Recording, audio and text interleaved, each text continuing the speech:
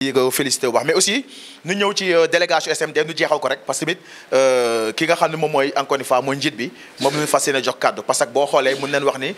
ñu mu xam ni ñoom la njaboote am na ñu jël kàddu par rapport ak différentes banqaas yi mais moom nag day ñëw encore une fois par rapport ak SMD nga xam ni peut-être ñu bëri daan na dégg turam moom sax souvent du nangu sax nu koy wax baatu président moom du ko bëgg moom lu muy bëgg nu koy wooyee le Baye Fall encore une fois vraiment de SMD wala peut-être aussi le ndongo de SMD wala moom mooy taalibe SMD ndax moom dafa ne moom dafa war a taxaw SMD di ko yónni muy doxal SMD ay mission wala peut-être moom muy taxaw encore une fois ci SMD loolu tax sax ci ay kàddoom day wax ni man gëwuma BGV gëwuma encore une fois macha allah gëwuma HMD gëwuma FGV man SMD laa gëm parce que lu waral loolu parce que dafa am fu mu bëgg a yóbbu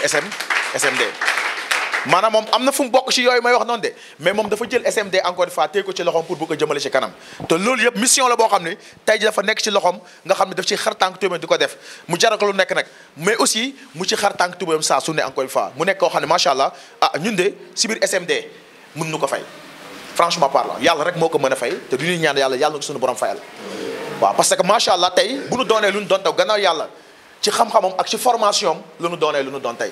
kon donc loolu ñu fi toog ñëpp nag mën nañ ma seede loolu te aussi mën nañ ko génnee wax ko ndax tamit ay jaajëfal rek leenu mën a am ci moom parce que tey mën nu ko fay parce que la preuve ku la formé ndax dañuy faral dox ku la jàngal dañ koy faral dox ku la jàngal ku la dugal néegu góor ak ku la may soxna kooku mënoo ko fay te moom dafa noo jàngal mais jàngalul rek aussi vraiment pour nu jàng rek yam ci mais dafa nu jàngal ba pare tettanu wannu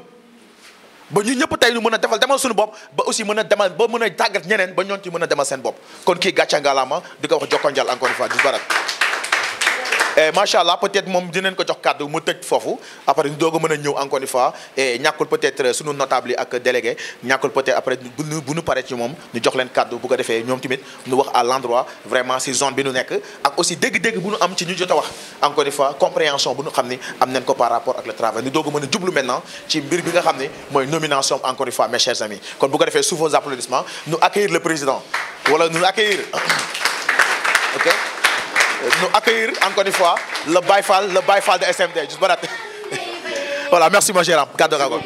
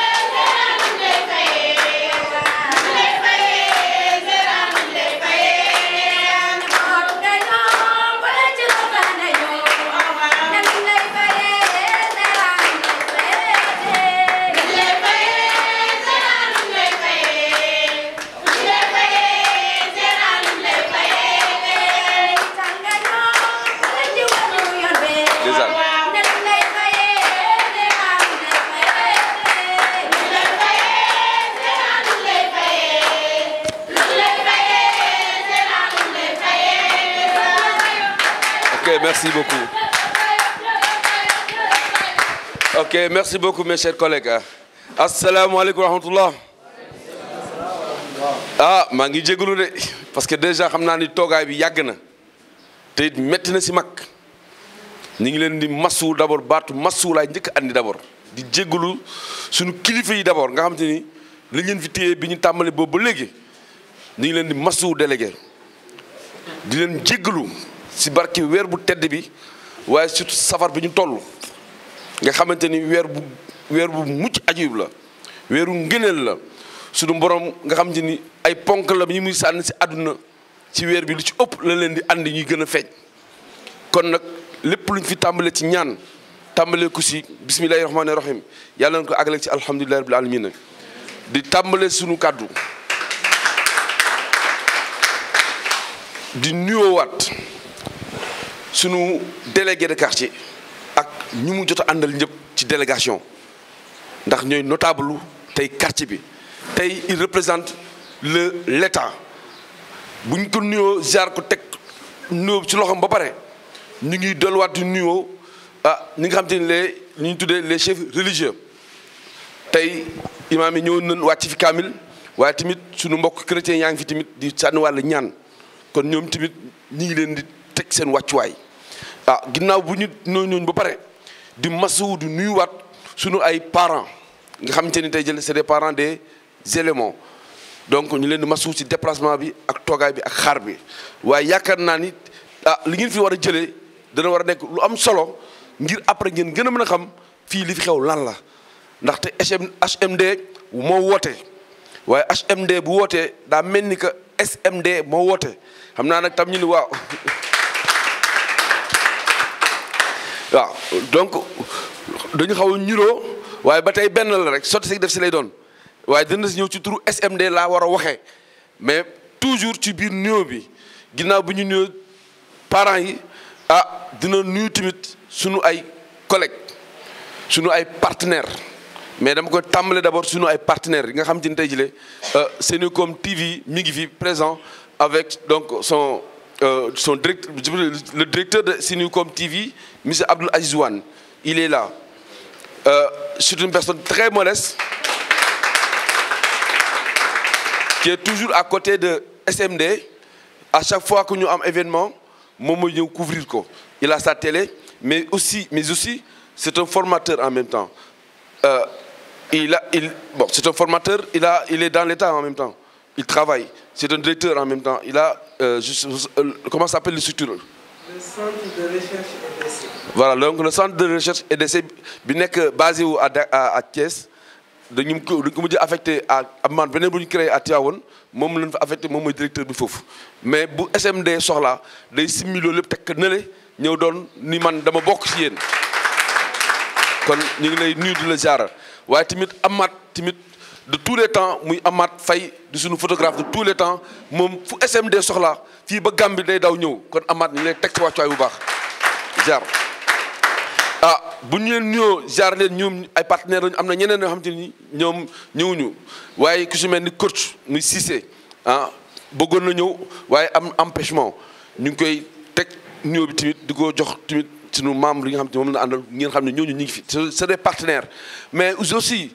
tey kàngam yi nga xam te ni tey moom lañ àndal la délégation de SMD pour ñëw wuy si HMD mën naa citer tey jëlee Met nag kilifa gi seen personne morale mooy Mamadou Massamba Diop dafa am gàllankoor mënu ñëw mais yóbbante na son gérant secondaire monsieur Allé Diop mi ngi ni teew ñu di ko teg ci wàccuwaayam baax monsieur Allé ñu ngi lay jaar bu baax. En même temps aussi il y a monsieur Aliou Dabo qui est la personne morale de FGV fusion à grande vitesse moom it si biir SMD la bokk il est en Gambie moom moo ñu fa représenté pour dire que tey lii HMD di def moom la SMD di def mais benn la rek seulement sooy ubbee sa bànqaas rek da nga koy jox tur bi nga bëgg moo tax waa HMD xoolaat ba mu baax ñoom ñu ni daal HMD tur boobu mooy high marketing distribution moo leen saf kon ñu safal ko waaye dina si ñëw tuuti ndax li yëngatu la ko yëngal ko ëpp doole waaye dina si ñëw tuuti waaye tamit ginnaaw FGV moom it bëggoon na ñëw muy monsieur Aliou Dabo mais mënu woon ñëw ndax tamit ak Covid bi vous avez compris loolu moo tax aussi mënuñu déplacé wu ñëw mais quand même xelam xolam yëpp mi ngi fi mais ñun kenn si ñun bu teewoon rek ñëpp teewoon nañ ko kenn si représentant yi rek kenn bu ñëw rek teewal na mboolem luy SMD mais nag duñu bëggoon ñun ñëpp li teewal képp ku xewle parce que bés duñ ko tuuteel mukk te kii def lii ba am lii tuutiwul muy Omar Diallo di nuyuwaat nag la délégation de SMD ñi nga xamante ni toujours ci BGV TAB muy bureau à grande vitesse jot nañ fi ñëw tuuti am fi lu ñu ci andi muy monsieur Ndaw papa Momar Ndaw et aussi monsieur Jean-Paul Ndiaye ñu koy monsieur Ndiaye je pense que ñooñu lañ àndal comme délégation yi jógee Kaolack ñi jógee Dakar ñi jógee Thiès ainsi de suite alors man personnellement mu continuer balaa ma ñëw si man ci li ñu ma yóbbante pour ma wax ko dinaa continuer sama nuyoo comme d'habitude ndax bu ñu jógee donc ci gérants principaux yi ñëw ci délégation yi dañuy ñëw ci gérants secondaires yi donc ñu ngi nuyoo tous les gérants secondaires de HMD et gérantes aussi ñu ngi nuyu ndax te dafa am solo ñu xam lan mooy gérant principal lan mooy gérant secondaire lan mooy après ñuy nuyuwaat encore assistante yi waaye tey nag dañu am assistant bu bees ñu koy beral nuyoo bu baax a baax a baax a baax waaw du ñu jógee nag si assistant yi dañu ñëw si top leader yi kon yéen top leader yi yéen tey yéen a moom nuyoo bi spécialement gàcce galaama yéen waaw bu ñu leen nuyoo nag ñu nuyuwaat bu baax a baax ñu ngi tuddee tey jile les leaders bu ñu jógee nag ci leader parce que leader dafa am solo si équipe dafa am solo si bureau dafa am solo si liggéey bi kon yéen les leaders ñu ngi leen di gàcce galaamal bu baax a baax a baax ndax métti na seen période seen étape bu délicat ngeen toll waaye da ngeen di jàpp muñ ndax ñun dañ ca toll woon doon dégg muy métti xëy ñu rek tabax ay kër déedéet dañoo jaar fi ngeen jaar ñu doon dégg lu nekk xëy ñu rek am ay oto dañoo jaar fi ngeen jaar loolu nag kuñ ko wax da nga naan mënta nekk mënoon nekk lii après nga ñëw jaar fii tabax non après ñii rek déjà bu ma leen wax tey ji li ñu am ci ay bien ak ay oto da nga naan déedéet te man mi leen formé sax amaguma ko kon nag naxe amu fi waaye dans si kanam di nuyoo nag les 18h mais 18h yéen dama leen di dalal yéen parce que ay nouveau ngeen yéen dañ leen di dalal tey man maa leen di dalal man Baye Fallou HMD tey yéen 18h maa leen di dalal yéen samay ay gan ngeen ndax man dama ne man Baye Fallou HMD muy HMD muy FGV di BGV tabe ñoom ñëpp laa yemale maay seen taalibe man du ma seen président man seen taalibe laa mooy wax dama bëgg loolu mu leer man gëwuma président man gëwuma ko man ab ndong laa damay sàkku si xam-xam te si yéen laay taataane saa su ne ngir mën a yokk sama xam-xam te yéen a may dundal man yéen laa safoo yéen laa xam yéen laa am ndax li ngeen def loolu laay def loolu laa daan def di ko def ba léegi te gisuma lu ko dàq si àdduna pour le moment gisuguma ko ginnaaw nuyoo yeeg ziaraat yi HMD nag foog ñu bere leen nuyoo waa HMD foog ñu bere leen nuyoo parce que lii yëpp ci biir HMD ndey mili bi tey moo nii toog muy monsieur Juma Ndour yow laay jox nuyoo bi tey nga joxal ma ko sa doomu ndey ci biir HMD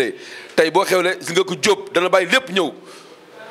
sa doomu ndey jële Thiam Babel ba ci Touba dana bàyyi lépp ñëw Fallou dana bàyyi lépp ñëw ne ay gérants principaux lañ mais ba ngay formé bañ lay formé muy métti ngay dem si terrain muy métti ñii fekke wuñu ko de kooku man fekke naa man gis naa man xam naa ci lu bare kon man jaakaar naa ni je suis bien placé pour le dire et je le dis en témoin kon ngàcc galaaba si liggéey rafet na ba moo tax ñun ñu ñëw fii kon ñu ñaan yàlla loolu gën a yokk nag ndax dafay am solo kàddu yi kilifa yi ñëw teew ñu fekkee lii xam ko ngir ëllëg a tax kon nag loolu ñu ngi koy seedeel ñi fi nekk ñëpp xam naa nag sa doomu ndey bi ñuy dégg madame Diop ñu ngi koy beral nuyu bu baax balaa bi jekk na waaw donc madame c'est elle madame Diop macha allah mais lii laa bëgg man mais andi monsieur Diop mais monsieur Diop faa naa ko de mais xam nga ñun waa SMD ñun ñëpp ay 2 gallons lañu kenn daal moo si am 3 gallons mais gër yi dëgg ndaan mais fa nga am 2 gallons waaye ndi yore benn wóorul mais nag yàlla def nag ñu gën a déggoo gën a juboo ànd bi gën a rafet da ngeen ñuroo sax te yàlla seen jikko yi ne nuuroo ba lépp du ñuroo yàlla lépp doon taar ngeen jàppale seen jëkkër ndax bëgg na leen yéen ñaan ñëpp ñun góor yàlla daf ñoo nattoo dañuy bëgg di bëggaat waaye góor jigéen yàlla da ko nattoo moom day bëgg benn yoon wax sa bëgg jeex na kon nag jàppante leen ngeen bëgg seen jëkkër jàppante leen ngeen bëggante jàppante leen ngeen jàppale xale yi Sénégal moo bëgg loolu te loolu bu ñu ko comprendre rek Sénégal jëm si kanam ndax SMD loolu rek la liggéey loolu rek la bëgg kon nag ñii door dugg si sëy bi xam nañ leen les nouveaux mariés là gaaw ngeen dugg deuxième vitesse voilà donc très rapidement ginnaaw bi ñu nuyoo lépp Fatou soirée maa ngi lay nuyu bu baax Khadija madame Sy man dama kontaan bi ma la séenee léegi xam naa yow ngoon dinañ waxtaan incha allah ça fait plaisir alors di wax ne rek sama waxtaan du gudd li mu ci war a wax ci développement xaju fi li mu fi andi ci développement déjà monsieur Ndaw li mu wax rek doy na sëkk pour yéen lu ngeen mën a doyloo ci formation pour que tey meeting bi déjà ala daw me na ndax tey mosuñu am meeting bu mel nii waaye meeting bi li ko ala daw me mooy que tey ji la kenn si yéen moo nekkoon tey distributeur dem ba nekk leader dem ba nekk top leader war a jàll tey nekk assistant général kon il est déjà 13h mën naa ni 13h15 à 2h war nañu arrêté ndax dañoo war a préparer julli ji te ay kilifa waruñu leen teelu yàgg kon du mu yàgg si taxawaay bi maa ngi ñaan ngàll tamit képp ku ñëwaat tamit bu mu yàgg su ko defee tamit li ñuy war a def ñu def ko très rapidement ñu bàyyi kilifa yi ñu yeewi leen su ko defee nag man li ma si wax leen dong la au nom de SMD lu muy def c'est donner de l'opportunité te bu ñu dee xool opportunité bi yemul rek ca Dakar la tàmbale woon waaye affaire bi di law ba dem ci yeneen région yi tey SMD bu ñu dee xool mi ngi Dakar mi ngi Thiès mi ngi Kaolack mi ngi Touba mi ngi Nioro mi ngi Sokone mi ngi léegi nag Mbour mi ngi Mbour voilà mi ngi Saint-Louis waaye mi ngi ba Gambie aussi dañ ko bëgg nag mu yaatal te yaatal boobu noonu ñun si yéen lañ am yaakaar pour ñu jox leen opportunité bi nga xam te ñun am nañ ko kon loolu dama bëgg ngeen xam ni ñun dañuy former ay ndaw jox leen possibilité ñoom ñu nekk ay assistant gérant ñëw ñu nekk ay gérant secondaire ñëw ñu nekk ay gérant principaux waaye lépp nag ci formation bi lii mooy secret bi amul leneen li ñuy def formation bi y a du commerce te dans ce monde tout est commerce amul kenn ku dul def commerce ci àdduna wax leen ma loo fi gis jënd la ak jaay échange la maintenant c'est les appellations qui vont changer quand je suis président de la République je sors du Sénégal damay jaay Sénégal wala déet donc je suis un commerçant mais on ne va pas m'appeler un commerçant on va m'appeler le président de la République on change les noms mais au fait je suis commerçant en contrepartie quand j'ai un marché mais j'ai une commission je suis le président de la République j'ai négocié des marchés avec des étrangers mais ma ànd ko mais war na am commission mais nous aussi nous sommes des commissionnaires on n'a pas un salaire fixe on est des commissionnaires mais on a la possibilité ci biir commission bi ngay dem ba nekk lu ñu tuddee un chef d'entreprise qui sera automatique qui sera préparé à être qu'on appelle autonome en même temps li gën a nekk mooy yow soob yaay li gën a neex si mbir bi mooy yow yaay dem ba autofinancé sa bopp kenn du la financé ñii ñëpp amul kenn ko xam te ne dañu laa ñëw sa papa moo la jox wala sa gérant moo la neex mu ñëw jox la xaalis nga financé déedéet si benn boobu lan lay jàngal nooy dajalee benn nga dajale ñaar dajale nooy dajalee ba am léegi nag lii ñu ne la nag da ngay def gestion nag gérer ko bul yàq bul cagatu bul tas sa xaalis bul ko maye bul def nekk amal ngor amal fulla amal fayda waaye nag surtout li ma leen bëgg a wax mooy secret bi ma bëgg a daaneel xam ngeen secret bi lan la mais kii def commerce war nga am lan capital mais kan moom moo wax capital bi lan la capital commerce lan la liggéey capital commerce xam nga leen ko jërëjëf jub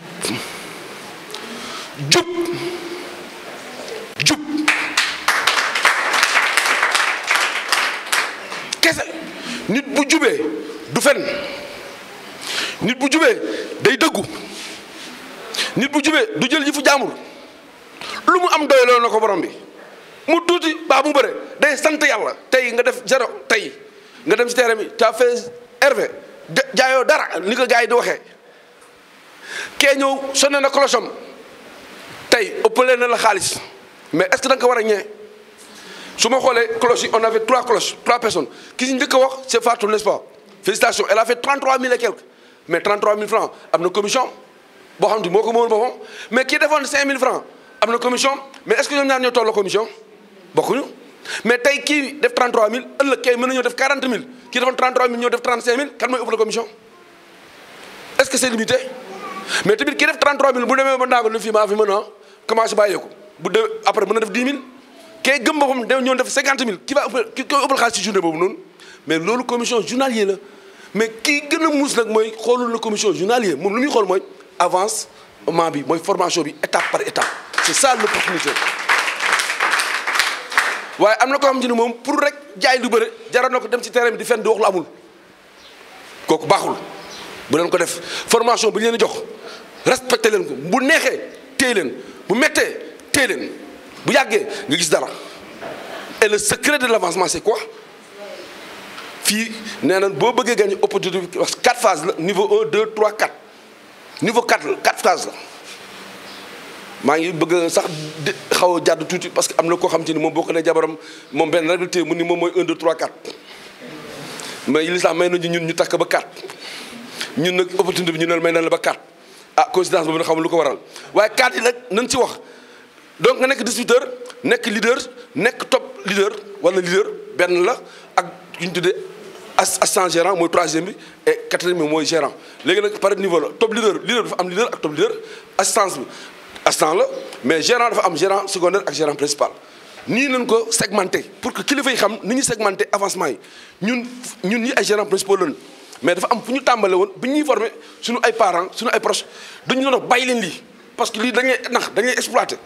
waaye ñun ñu gis formation bi mu am solo lool ñu lay jàngal di la defal ay cours de développement personnel mais nga gis ne sa xol di dugg sa yaram ngi gis ne man kat nekkatee man contre valeur yi ma doon am ñu ngi may jox fii léegi ay valeur kon lii joxuñu ma ko woon ci kër ga waaye agence bi mu ngi ma koy jox kon lii nekkate centre de formation la moo tax fii loo gis dañ def salle d'enseignement kon ici on t'enseigne on te forme on t'éduque en même temps li manque actuellement ci école yi on n'éduque plus on ne donne que de la connaissance mais on ne donne pas l'éducation et que le Sénégal le monde actuellement a besoin de l'éducation soyons éduqués et éduquons les autres les amis. Je vous remercie pour votre aimable écoute. Je ne peux pas encore avancer. Et si ça c'est ma bref débriefing, je donne la parole à notre cher ami, M. Diop Nanan. Diop, la parole est à vous. Je vous remercie pour votre accueil. Merci beaucoup. Merci, président. Merci. Excusez-moi. Par rapport à cette marketing, actuellement, les chiffres peuvent varier dans quelques jours, dans quelques mois. Mais à l'instant T, SMD, actuellement, pour les gérants principaux, on a 11. Pour les gérants secondaires, on a 17. Pour les assistants, on est à 27 plus aujourd'hui 1, ça fera 28. Et maintenant, pour les top leaders, je n'ai pas les chiffres pour le moment parce que ça peut varier du jour au lendemain. Idem. Idem pour les leaders. Idem aussi pour les distributeurs. Donc, c'est des chiffres à l'instant où je vous parle, à cette date qu'on appelle, aujourd'hui nous sommes le 26 9e mois 2020. Donc pour l'archiver avec M. Adjouane qui est toujours notre partenaire, donc c'était ça les chiffres. Mais dans un mois, on va revenir pour nous dire ah, nous avons les mon gérant, avec le fait puis nous avons un instant lourd, nous avons un instant qui est dans quand moi nous ah, mon gérant, nous avons gars qui sont dans cloche, cloche. Je vois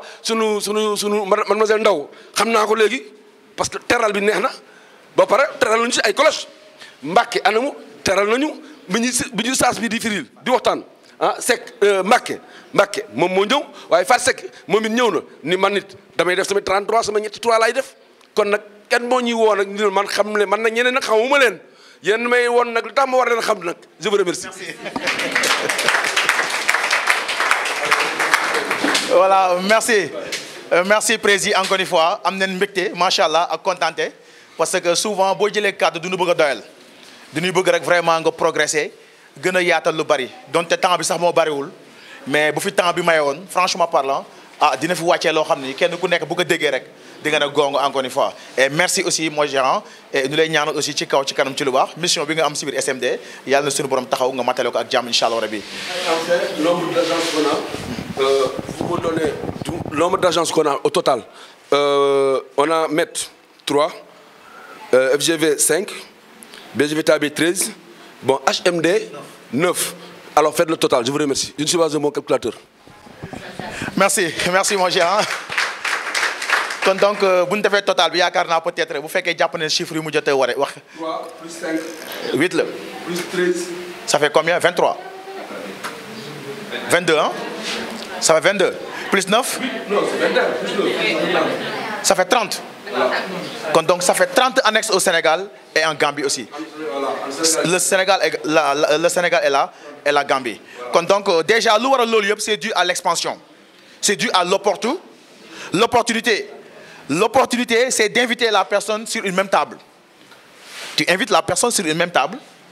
et vous mangez ensemble. C'est ça l'opportunité.